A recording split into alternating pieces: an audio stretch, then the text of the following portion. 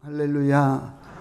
네, 복된 날 2부 예배 오신 여러분들 위해 하나님의 크신 은혜와 축복이 함께 하시기를 주의 이름으로 축원합니다.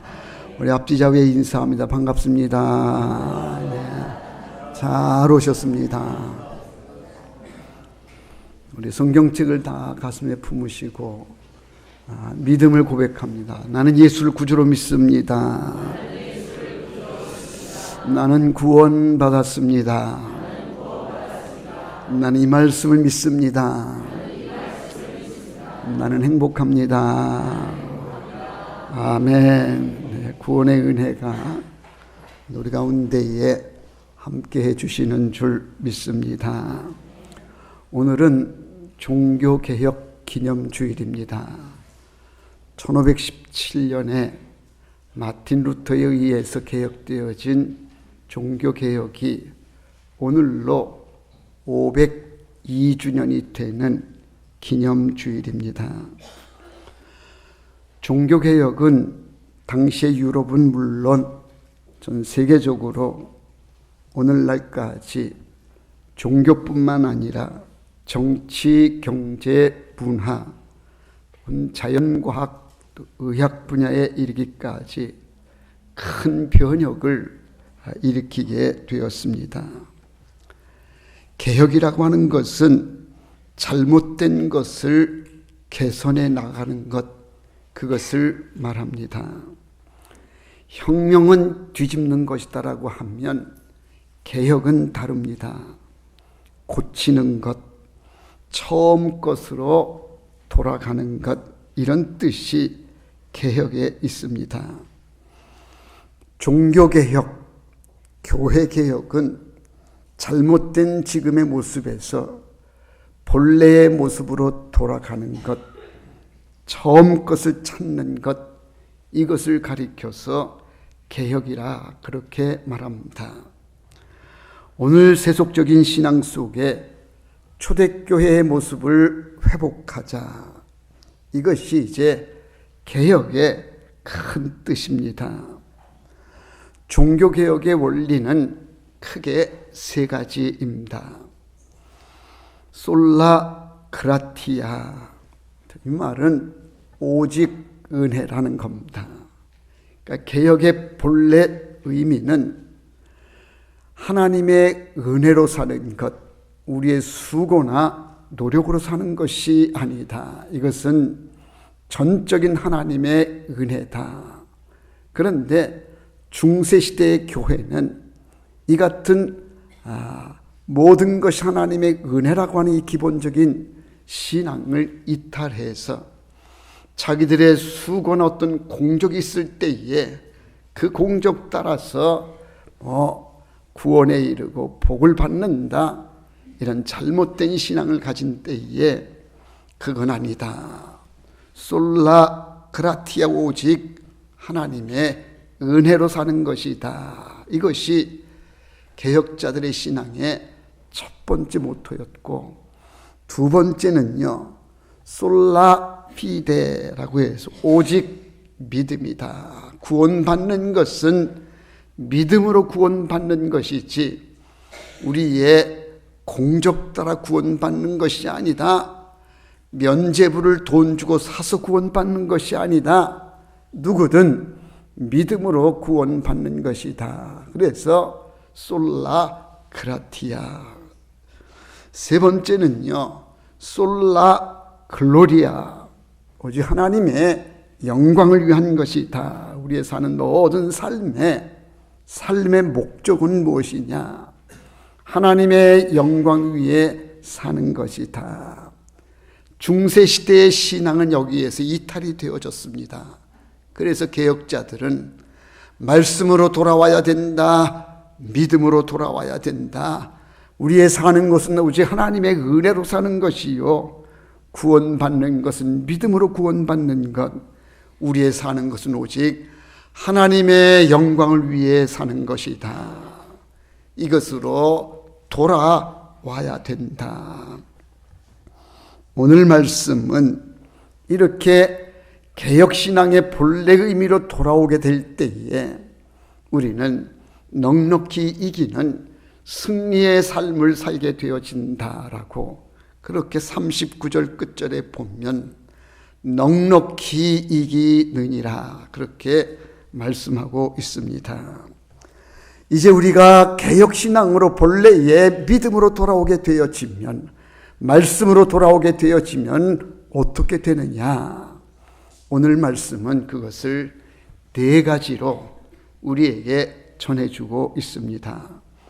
첫 번째가 뭔가 하면 누가 우리를 대적하리요 그랬습니다.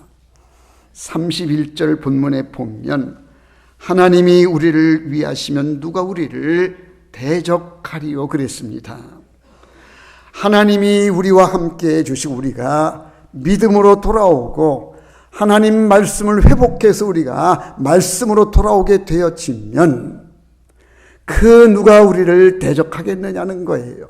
하나님이 지키시고 하나님이 보호해 주신다. 온 세상을 창조하신 하나님이 우리를 사랑하시고 우리를 위해 주시는데 누가 감히 우리에게 대적할 수가 있겠느냐는 겁니다. 우리는 천지를 지으신 하나님 아버지의 자녀들입니다. 온 세상이 다 나를 반대한다고 할지라도 천지를 창조하신 하나님이 우리의 아버지가 되어주시어서 우리가 그 믿음으로 말씀 안으로 돌아오기만 하면 하나님이 우리를 지켜 보호해 주시어서 그 누구도 우리를 대적치 못하게 된다는 겁니다. 히브리서 13장 6절 말씀에 보면 주는 나를 돕는 이시니 내가 무서워 아니하겠노라. 사람이 내게 어찌하리요? 사람이 어찌 내게 대적할 수가 있겠느냐는 겁니다. 우리가 잘 아는 시편 23편 4절 말씀도 보면 내가 사망의 음침한 골짜기로 다닐지라도 해를 두려워하지 않을 것은 주께서 나와 함께 하심이라. 주의 지팡이와 막대기가 나를 안위하시나이다 그랬을. 우리가 사망의 그 음침한 골짜기를 지난다 할지라도 두려워하지 않을 것은 하나님이 우리와 함께 하시기 때문이요, 하나님의 지팡이와 막대기가 우리를 지켜 보호해 주시기 때문에 우리는 두렵지 않다는 얘기입니다. 하나님이 우리와 함께 하시면 대적할 자가 없다고 말씀합니다. 하나님이 함께 하시고 우리가 믿음으로 산다 할 때에 모든 것이 다 편안치만은 않을 수 있습니다. 고난도 있고 시련이 있을 수도 있습니다. 그러나 우리는 시련이 오고 고난이 온다고 할지라도 반드시 하나님은 우리를 승리하게 해주신다, 이 믿음과 확신이 있기 때문에 시련이 오고 고난이 와도 우리는 그걸 참아내고 이겨냅니다. 왜? 하나님이 우리와 함께 해주신다고 하는 믿음이 있기 때문에 그렇습니다. 아브라함이 그랬습니다. 아브라함이 복의 근원이 되는 데에는 그에게도 시련이 있었고 환난이 있었지만 믿음으로 잘 극복했기에 아브라함은 믿음의 조상이 될 수가 있었던 것이고, 요셉도 그렇습니다. 수많은 고난과 억울함에 고통을 당했지만 하나님이 함께 해주신다, 하나님이 나를 지켜보고 계신다라고 하는 이 절박한 하나님의 임재를 알았기 때문에 그는 그 고난과 억울함 고통 속에서도 그걸 다 이겨낼 수가 있었던 겁니다. 하나님 안에도 고난이 있고 시련이 있을 수 있습니다. 그럼에도 우리가 두려움 없는 것은, 두려워하지 않을 것은 하나님은 우리를 끝까지 지켜주시어서 우리를 승리하게 해 주신다는 겁니다. 예레미야 29장 11절에 보면 이렇게 말씀합니다. 여호와의 말씀이니라. 너희를 향한 나의 생각을 내가 아나니 평안이요 재앙이 아니니라. 너희에게 미래와 희망을 주는 것이니라. 여호와의 생각이 그렇다는 거예요. 하나님의 마음은 우리에게 재앙을 주는 것이 아니라 우리에게 평안을 주시는 것이고 미래를 주시는 것이고 우리에게 희망을 주시는 것이 이게 하나님의 뜻이요 하나님의 생각이라는 거예요. 우리가 하나님께로 믿음으로 돌아오고 말씀을 회복해서 우리가 말씀 안에 거하게 되어지면 그 누구도 우리를 대적하지 못하도록 하나님께서 우리를 지키시고 보호해 주신다. 믿으시기를 바랍니다. 어떤 음악가가 있었습니다. 불행히도 그 생애는 말할 수 없는 고난의 연속이었습니다. 10살도 되기 전에 부모님 모두 세상을 떠납니다. 그를 키워준 형이 있었지만 그 형은 몹시 동생인 이 사람을 미워했습니다. 어른이 되어서도 생활은 마찬가지였습니다. 결혼한 지 14년이 되던 해에 부인이 죽고 맙니다. 다시 재혼을 해서 20명의 자녀를 갖게 되었지만 그 가운데의 절반 10명이 죽게 됩니다. 나이가 많아지면서 앞을 보지 못하는 소경이 되고 뇌출혈이 일어나서 반신불수가 되기까지 합니다.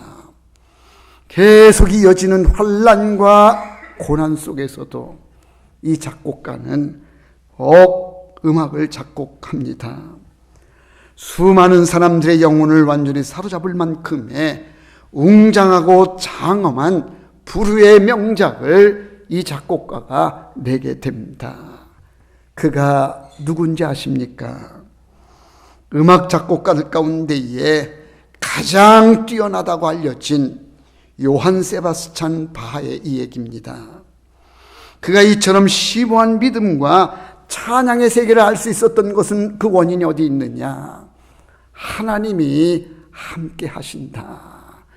그 숱한 고난의 연속 속에서도 이 바하는 하나님 살아계심을 알았고 하나님은 끝까지 우리를 지키시고 승리케 해주신다라고 하는 분명한 믿음이 있었기에 이 바하는 그 고난의 연속 속에서도 그는 낙심치 않고 그 위대한 작품들을 남길 수가 있었던 겁니다. 그의 작품들을 보면 작곡한 칸타타나 혹은 오라토리오의 마지막 부분에는 항상 바하는 자기 작품 속에 그 끝에다가 SDG라고 하는 이런 문구를 남겼다는 얘기입니다. SDG, 이 문구의 뜻이 뭔가?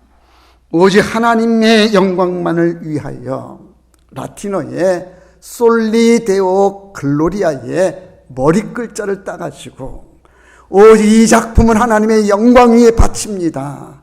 그래서 자기의 작곡한 작품 밑에 꼭 SDG라고 하는 이 문구를 바하는 넣었다는 겁니다.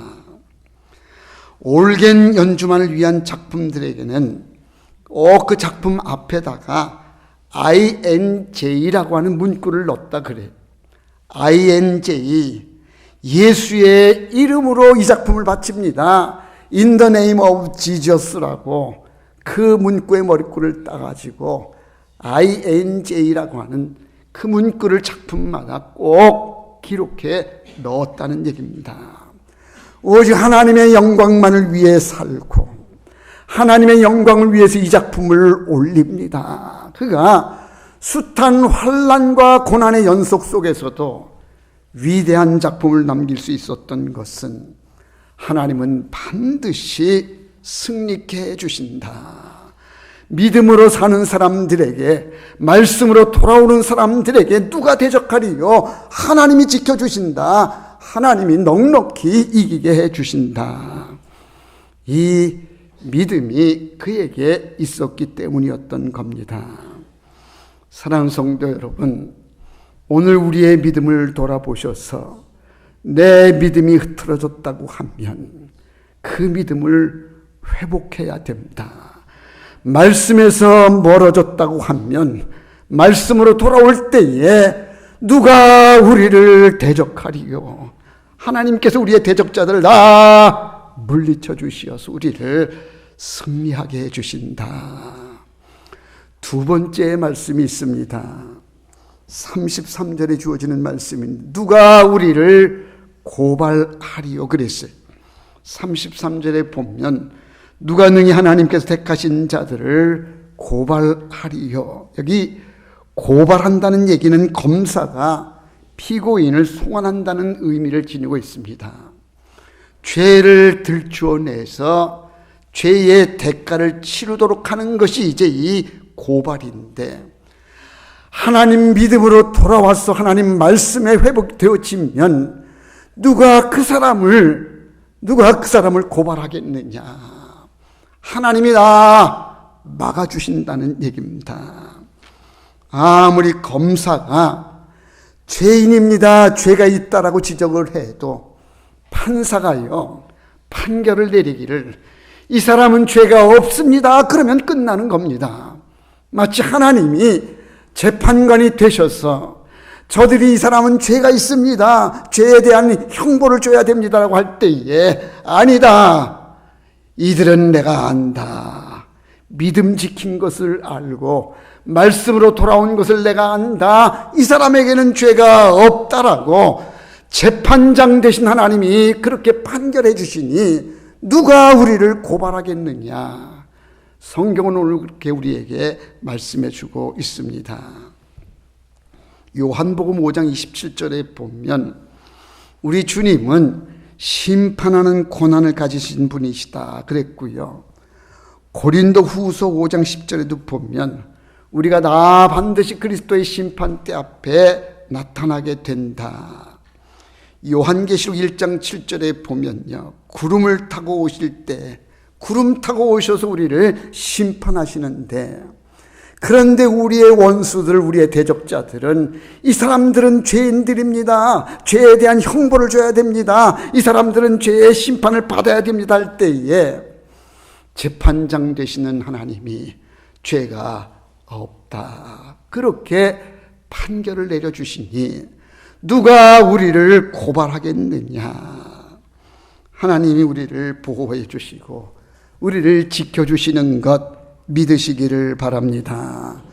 어떤 때에 하나님께서 우리를 그렇게 지켜주시느냐?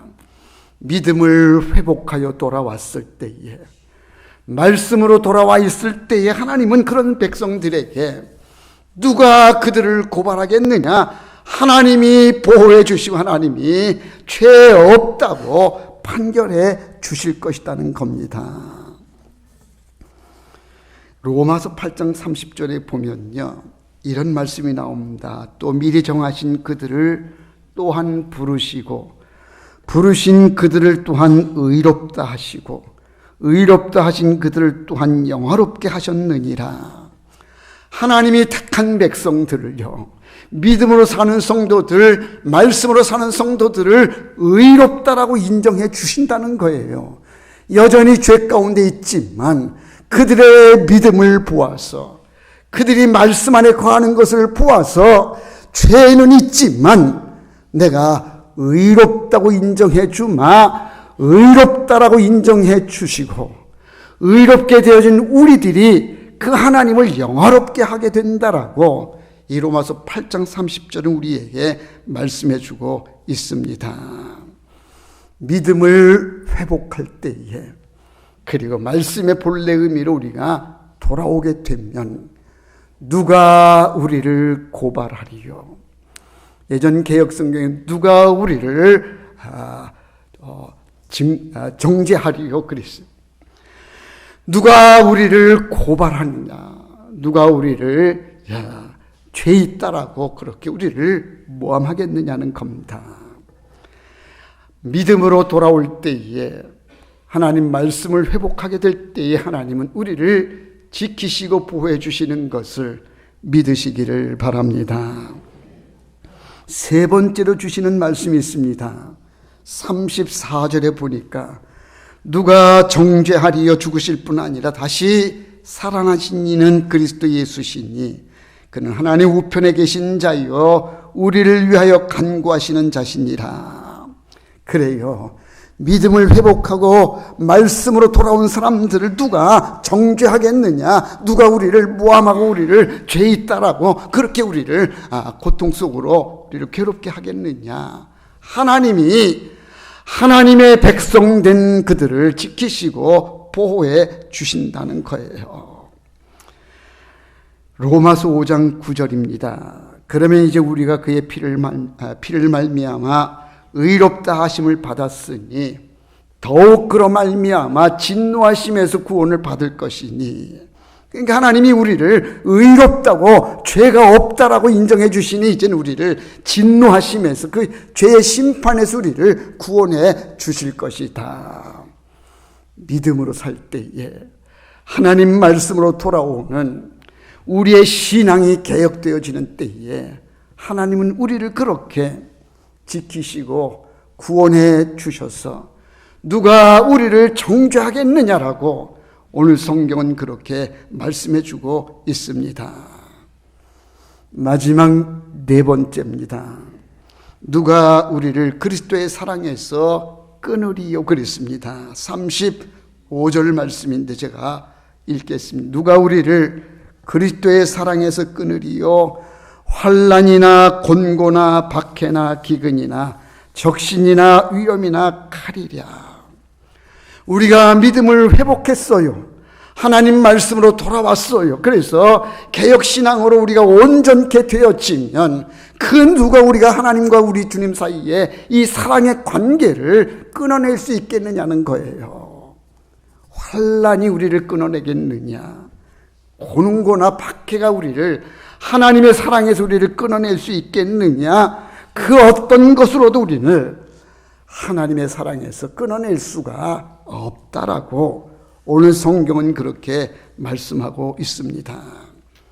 세상은 다 변하고 사람들은 변해서 떠나갈지 모르지만 전능하신 하나님 우리의 아버지는 변함이 없으셔서 우리를 일생토록 믿음으로 살고 말씀으로 돌아오면 끝까지 지키시고 보호해 주시기를 그 어떤 세력도 막아주시어서 하나님의 사랑 안에 거하게 해 주신다는 겁니다.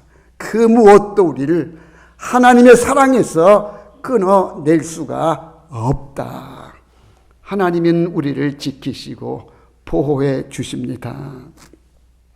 오늘 본문 38절 이하 39절에 보면 내가 확신하노니 사망이나 생명이나 천사들이나 권세자들이나 현재일이나 장래일이나 능력이나 높음이나 기품이나 다른 어떤 피조물이라도 우리를 우리 주 그리스도 예수 안에 있는 하나님의 사랑에서 끊을 수 없으리라. 여러분, 믿음을 지키고요 하나님 말씀을 회복해 오면 그 어떤 세력도 우리를 하나님의 사랑에서 끊을 수가 없는 하나님과의 진정한 깊은 사랑의 관계, 은혜의 관계를 이루게 된다는 얘기입니다. 우리는 때로 실패하기도 하고 절망하기도 하지만 하나님은 결코 우리를 버리지 아니하시고 끝까지 지키시고 보호해 주시어서 넉넉히 이기느니라. 우리를 승리하게 해주시는 줄로 믿습니다. 우리가 잘 아는 로마서 8장 28절의 말씀을 보면 우리가 알거니와 하나님을 사랑하는 자 곧 그 뜻대로 부르심을 입은 자들에게는 모든 것이 합력하여 선을 이루느니라. 안 되는 것, 힘들고 어려운 것, 자참 우리를 괴롭게 하는 이런 모든 것들이라도 하나님을 사랑할 때에 하나님의 뜻에 합당한 삶을 믿음을 지킬 때에 그런 모든 것들이 다 어우러져서 선한 결과를 가져오게 되어진다. 하나님의 은혜의 역사는요 믿음 가운데 이루어지는 것이고 말씀을 회복할 때에 이루어지게 되는 것을 믿으시기를 바랍니다. 신학자인 폴 틸리라고 하는 학자가 있는데 이분이 현대인이 겪고 있는 어려움, 현대인들의 아픔은 세 가지다라고 이렇게 얘기를 합니다. 그 첫 번째가 공허함이다. 우리 인간에게는 공허함이 있다는 겁니다. 젊었을 때에는 공부하느라고 정신이 없다가, 다음에는 연애하느라고 한참 빠졌다가, 다음엔 결혼해가지고 애를 낳고 키우느라고 정신없다가, 이제 애들이 다 결혼해서 제 집도 제 살 길 찾아가게 되어지면, 그러면 그때에 인생이 뭔가 허전함을 느끼게 된다는 겁니다. 왜 인생이 이렇게 허전하냐? 가장 중요한 이유가 하나님의 사랑에서 벗어나기 때문에 그렇다는 거예요. 아무리 홀로 된다고 할지라도 하나님의 사랑 안에 있다고 하면 결코 우리는 공허해질 수 없는 건데, 왜 우리가 공허한 삶을 사느냐? 하나님의 사랑을 버렸기 때문에, 하나님의 사랑에서 이탈됐기 때문에, 그래서 우리에겐 공허함이 찾아온다는 겁니다. 또 한 가지는요, 죄책감이 우리를 힘들게 한다는 겁니다. 죄의 그 무게 때문에, 그래서 우리는 죄책감에 시달리느라고 내 인생이 왜 이렇게 됐느냐, 자신의 잘못 때문에 억눌려서 그래서 자유함을 느끼지를 못한다는 거예요.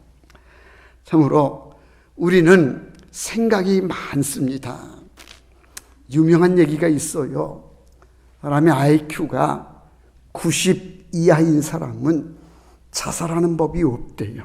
왜냐하면 그들은 삶에 단순하니까, 그러니까 뭘 복잡하게 생각을 안 하기 때문에, 이런 IQ가 90 이하인 사람은요 자살을 안 한다는 거예요. 그럼 왜 우리가 괴로우냐? 우리의 생각이 너무 많기 때문에 그래요. 죄책감 때문에 그래요. 그러면 이 많은 생각들의 죄책감들을 우리가 어떻게 털어낼 수가 있느냐? 주께로 돌아오는 길밖에 없다는 거예요. 주의 사랑 안에 들어와야, 주의 은혜를 경험해야, 그래야 이런 모든 곤고함에서 우리가 자유함을 얻을 수 있는 것이 아니냐. 마지막 세 번째는 인간이 겪는 어려움이 공포감이 있다는 겁니다. 미래가 보이지 않는다는 거예요. 암담하기만 하다는 겁니다. 절망인 거. 그래서 미래에 대한 이 무서운 공포 때문에, 불확실 때문에, 암담함 때문에 좌절하게 돼요. 내가 어디로 가야 되느냐, 내 인생을 어떻게 살아야 되느냐라고 하는 절박한 문제 앞에 서게 된다는 거예요. 오직 주님 바라보면서 역사를 주관하시는 주님께로 우리가 믿음으로 돌아와야, 하나님 말씀으로 돌아와야만 우리는 이런 죄책감이나 공허함이나 공포감에서 우리는 벗어날 수가 있다. 오늘 주시는 말씀은요, 믿음을 회복하고 말씀으로 돌아오게 되어지면 누가 우리를 대적하겠는가? 누가 우리를 정죄하고 고발하겠느냐? 누가 우리를 하나님의 사랑에서 끊을 수가 있겠느냐? 하나님이 지키시고 보호해 주시는데, 그래서 믿음으로 돌아와야 된다. 말씀을 회복해야 된다는 겁니다. 종교개혁자들의 관심이 바로 여기에 있다고 말씀을 드렸습니다. 오직 하나님의 은혜입니다. 솔라 크라티아. 오직 믿음입니다. 솔라 피데고요. 오직 하나님의 영광 위에 사는 겁니다. 솔라 글로리아. 개혁자의 이 신앙을 본받아서 오늘 우리의 신앙이 정말 말씀에서, 믿음에서 벗어나 있지는 않는지 우리의 믿음을 회복하고 말씀으로 돌아오는 가운데에 넉넉히 이기느니라, 세상을 이기는 승리의 삶이 있는 것을 믿으시기를 바라고, 꼭 그렇게 살아가는 여러분들이 다 되시기를 주의 이름으로 축원합니다. 기도하겠습니다. 사랑 많으신 아버지 하나님, 종교개혁 기념주의를 맞이해서 개혁자의 신앙의 모토를 우리가 함께 살폈습니다. 오직 하나님의 은혜요, 오직 믿음으로 구원받는 것, 하나님의 영광을 위해 사는 것, 우리가 믿음을 회복하고 말씀으로 돌아오게 될 때에 하나님은 우리를 지켜주시고 보호해 주시어서 누가 우리를 대적하리요, 누가 우리를 고발하리요, 누가 우리를 정죄하리요, 누가 우리를 그리스도의 사랑에서 끊으리요. 하나님이 지키시고 보호해 주시어서 우리를 승리케 해 주신다고 하시는 귀한 말씀을 듣고 은혜를 받습니다. 우리 모두가 승리의 복 있는 삶이 되게 하여 주시옵소서. 예수님의 이름으로 기도하옵나이다.